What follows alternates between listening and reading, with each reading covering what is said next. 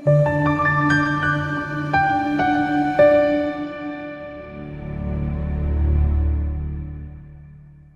abantu bayalala-ke bephenduke bephuphe, abanye balale baphenduke nabo baphuphe, abanye bese babuza abanye ukuthi ngabe lokhu kusho ukuthini. Ikakhulukazi abantu abaphupha bebona beshawa izulu, omunye avuka abuze ukuthi hayi alide ukuthi ngabe lokhu phupho ushawa izulu ngabe kusho ukuthini. Omunye aphuphe naye ngabe uphupho ushawa izulu ngabe kusho ukuthini. Omunye abuze omunye kusho ukuthini, omunye amphendule naye indlela amphendula ngayo, yabo.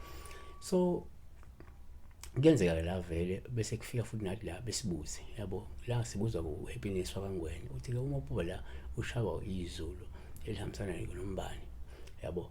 So ungomunye-ke nabafile basibebuza la igama kamina ngoPastor ngitheleni ngifike okubalekile kwena ukusubscribe ukulike, kanti okunye singakucela wena ukuthi ungayisense number ku-WhatsApp, ungayisense number kungithumela ama-SMSs, isenze kuphela ngo9 ekuseni ka 5 ntambama kuma calls kuphela. Baningi abantu abaloku bengu-WhatsApp angazi ukuthi bakuthatha bloko kubeka ngami ngabe ngivele ngiyi-switch off le phone noma le number ngililahlele olwandle ngoba angithandi ukubuka WhatsApp. So njengoba kebuza lo Happiness wakwaNgwenya ukuthi-ke kubuka ushawa izulu, sizomphendula kodwa-ke nje nako okucikayo ukuthi-ke la akafuna ukubikelela futhi akaceli, yabona. At least ukwenze kodwa ngabe uyacela noma bingelele, yabona. So kuyacika ukuthi akayenzi konke lokho kodwa senze kanje uma uphupha la izulu kuwuphawu lubi kakhulu uma likushaya ngoba lokho ngisho ukubhekana nolaka nentukuthelo kaNkulunkulu ngoba-ke uphambuka wena noma wenza ukona noma-ke wenza ukungalungi, yabona, noma ungakwenza ukulunga phambi kaNkulunkulu. Izenzo 9:3 zithi-ke kepha-ke ekuhambeni kwakhe esesondele eDamaseko kwabaneka masinyane nxa sonke ukukhanya okuvela ezulwini wawa phansi emhlabeni. Wezwa-ke izwi lithi kuye-ke, Sawula, Sawula, ungizingelelani na? Kulukhuni kuwe ukukhahlela ezinkandini. Kanti amaHubo 18:14 wathuma imicibisholo yakhe wabagqugquzela, wabagquzula nemibane eminingi wabadidizelisa. Kanti number 2 kuyenzeka futhi ngesikhathi uphupha la izulu uthole kuwuphawu lokuba imali kushaya olungabuye likhombela ulindele izilingo ezinzima, lindele izivivinyo ezinkulu ezizofika kuwe. NgokukaLuka 10:18 wathi kubo, ngabona uSathane ewezulwini njengonyazi. Yini kunyazi? Umbani.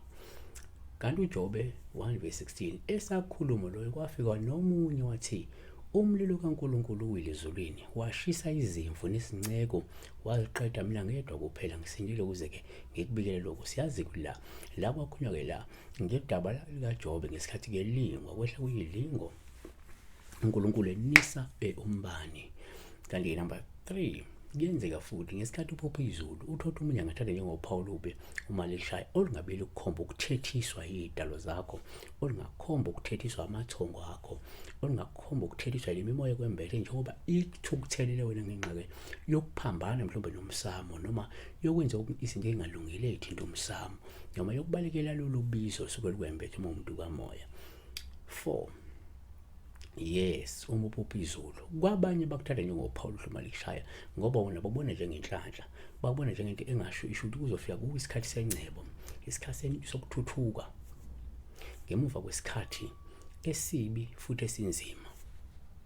Kusho la ekugcineni number 4 ukuthi imali kushaya ubona lezulu bese uphawu oluhle kwesikhathi imali kushaya osuke lukhomba lesimo senhlanhla esizayo noma lokufika kwesikhathi sencebo nokuthuthuka kuwe ngemva kwesikhathi esibi futhi esinzima. Esibheka la ukushawa umbani, ukushawa unyazi. Yini umbani? Unyazi. Yini unyazi? Umbani. Abanye bathi umbani, abanye bathi unyazi, abanye bathi ukubanika kwezulu, abanye bathi ukuphazima kwezulu, lightning in English.